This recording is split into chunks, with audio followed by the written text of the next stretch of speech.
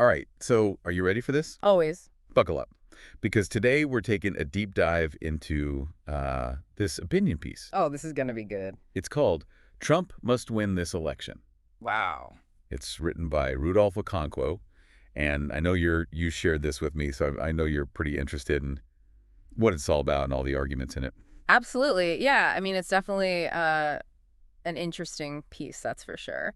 And, thinking about it, like, satire is often used to kind of highlight these social or political issues, Right. right? And That's often the with thing. a comedic spin. Yeah, yeah. And that's what we're going to be doing today. We're going to break all that down and try to figure out, like, what's the author's point of view? But, we're not taking sides here. No, no, no. We're just, think of us as your guides through this, colorful landscape. That's a good way to put it. Colorful, for sure. Yeah. So the author kind of lays out this, well, pretty dramatic scenario. He's saying that a Trump victory is, like, absolutely crucial to prevent all these, well, let's just call them interesting consequences. Yeah, and that's where the whole satirical element comes in. He paints the picture of the future, if there's like a non-Trump administration. Right. It's like it almost reads like a dystopian comedy, like just filled with these outlandish predictions. Absolutely, yeah. Some of these are so over the top. It's like, I don't even know whether to laugh or to be like, what is going on? Yeah. Like, for instance, he says that men marrying dogs and women marrying trees would become just like commonplace. Like that would just be normal. Right, and it doesn't even stop there. He goes on to describe like white evangelicals being moved into refugee camps, Ooh. cathedrals being transformed into mosques, Oh, jeez. and the American flag. You want to know what happens to the American flag? It becomes the preferred garbage bag for the elite. It's wild. Yeah.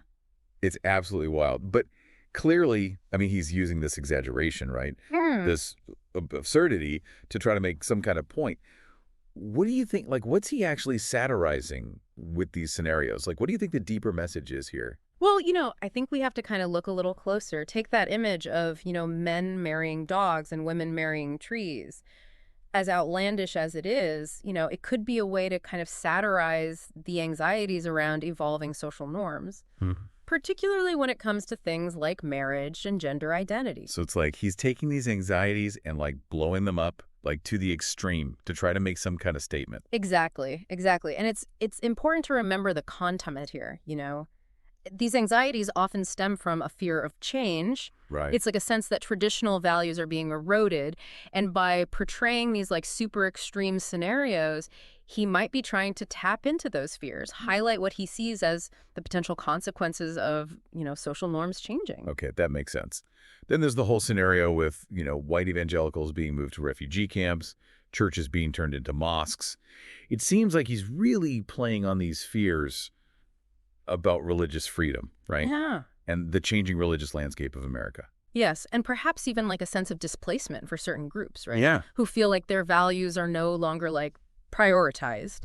He's taking those anxieties, amplifying them, and it's almost like creating a caricature of what he sees as a potential threat to, the dominant Christian culture in America.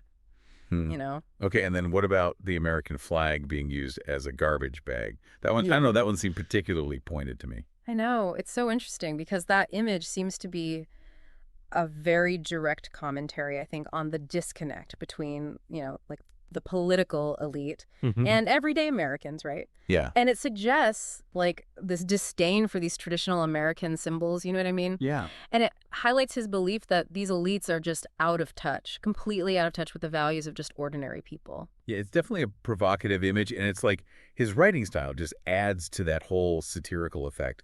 Like, for example, he writes, they would hang men off the church bell's tower for whistling at women walking down Fifth Avenue. It's such a vivid image. And I mean, dare I say it's slightly disturbing too, which, disturbing imagery, oftentimes a hallmark of effective satire. It uses like humor, exaggeration to create this memorable scene, right? But it also leaves you with this sense of unease, ooh, what's going on here? Right, right. So we've got this like over-the-top satire. Yeah. But does this kind of approach, does it actually persuade anyone? Or could it have the opposite effect, like alienate people who don't already agree with it? Well, that's the million-dollar question, isn't it? Yeah. Satire has always been this tricky tool, right? Some argue that it can be a really powerful way to raise awareness, encourage critical thinking, especially when it comes to challenging, the powers that be. But there's also the risk that it could backfire and just reinforce existing biases. Yeah. Like actually make the divide between these different groups even worse, Yeah, right? absolutely. It seems like he's walking a pretty fine line here. Yeah, absolutely. And we haven't even touched on the whole fear-mongering thing yet, which is like a whole other layer to this piece. You're right. Let's dive into that next Yeah. because it seems like he's playing on some very specific fears here, Hmm. especially when it comes to things like gun control, mandatory vaccinations, Oh, yeah.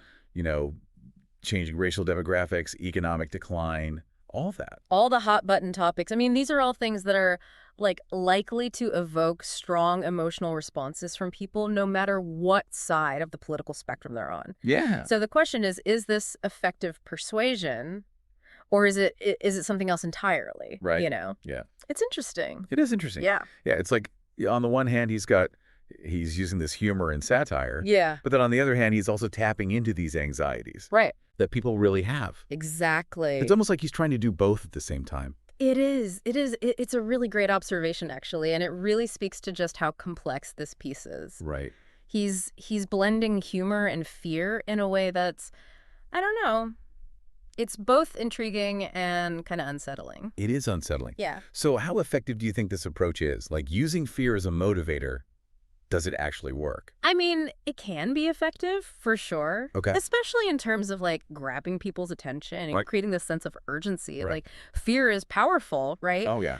And when it's triggered, it can kind of bypass our rational thinking and we end up making decisions based on instinct rather than actually thinking things through, you know? Yeah. But could it also backfire? Like what if you just bombard people with these fear-inducing messages all the time? Won't they eventually just become like desensitized to it? I mean, that's definitely a possibility. Yeah. It's something that we see happening a lot, actually, in today's media landscape. Yeah, for sure. You know, we're constantly exposed to these, like, alarming headlines and sensationalized stories, and it's a lot, you know? Yeah. It can be overwhelming. It really can. It almost feels like we're becoming immune to it. In a way, yeah, I think you're right. Like, our brains have almost developed this defense mechanism to protect us from this constant barrage of negativity. Yeah. But then the problem is it also makes us less discerning. Right. You know, we might start tuning out important information or just dismissing legitimate concerns because we're just tired of being afraid all the time. Right. You know. So how do we as like readers and consumers of information, how do we navigate this? How do we even know the difference between a genuine threat and something that's just manufactured fear? That's where critical thinking comes in. Yeah. You know, we really need to learn how to question the information that we're given, to look for actual evidence and to consider, you know, different perspectives. It's also important to be aware of our own biases, you know, and how they might be influencing how we interpret things. That's a good point. Yeah. It's so easy to get caught up in the emotion of it all and forget to just take a step back Oh, for sure. and be like, wait, what's actually going on here? Totally. It's like we need to be skeptical, but not cynical. Exactly. Exactly. And that's a tough balance to strike. It is. It is. Especially in today's world where information spreads so quickly and it's hard to even know what to trust anymore. Yeah. Okay. So let's bring this back to the article that we're actually talking about. Right. Do you think the author is even aware of the potential pitfalls of using these fear-mongering tactics? Or is he intentionally exploiting those fears to kind of achieve a political agenda? I mean, it's hard to say for sure what his intentions are, but it's definitely something worth thinking about. Yeah. You know, whether he's doing it consciously or not, he's definitely tapping into this vein of anxiety that runs really deep in certain segments of society. And those anxieties seem to be so closely tied to specific political beliefs. Yeah. Which just makes this whole conversation even more tricky. Absolutely. Absolutely. And it's something that we see playing out constantly in our political discourse these days. Right. It's become so difficult to have like nuanced conversations about complex issues. Yeah. Because everything is so polarized. Right, that's like everybody's just retreating into their own little echo chambers where they only hear information that confirms what they already believe. Yeah. Which makes it even harder to bridge the divide, you know? Exactly. Exactly. And I think that's honestly one of the most concerning aspects of this kind of rhetoric. Okay. It contributes to this climate of fear and distrust, which makes it almost impossible to actually have productive conversations about the things that really matter. So how do we break out of this cycle? How do we even start talking to each other again Right. in a way that's actually constructed and respectful, Right. even when we disagree? Well, that is the million-dollar question. It is. I think it starts with recognizing that we all have biases Okay. and that those biases can really influence the way that we see information. Right. It also involves being willing to actually listen to perspectives that are different than our own, Right. even when we find those perspectives, uncomfortable or even challenging. Yeah. It's not always easy, but it's important. Yeah. And it probably also requires a healthy dose of humility, right? Oh, absolutely. Like admitting that we don't have all the answers For sure. and that maybe we're wrong sometimes. Exactly. Exactly. It's about being open to learning from other people, even the people that we disagree with. And it's about recognizing that we're all in this together, Right. even if we don't always see eye to eye. Yeah. Okay. So let's go back to the article. Okay. And the author's kind of call to action at the end. Yeah. He's basically saying that Trump has to win whether he likes it or not to save America Right. as he sees it. What do you make of that conclusion? It's pretty strong, and I'm sure it'll get some people fired up, the people he's writing for at least. But does it really work? If he's trying to, convince people who aren't already on board with Trump, is this really the way to do it? It's tough to say. On one hand, this kind of strong language, it can really get people going. The ones who are already with him, it reinforces what they think and makes them feel like it's urgent, like they got to do something.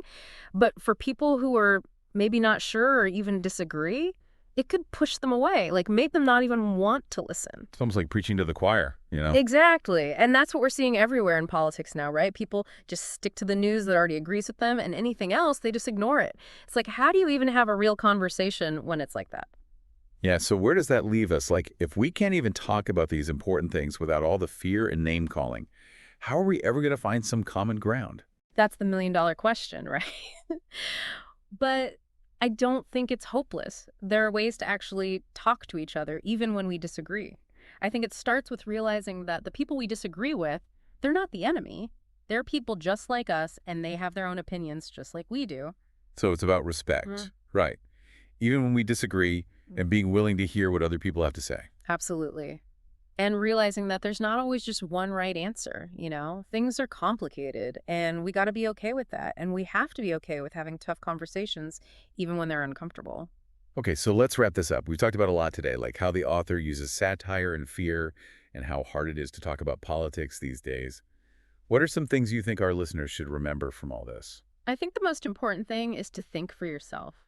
Don't just believe everything you hear. Figure out what's real and what's just someone's opinion.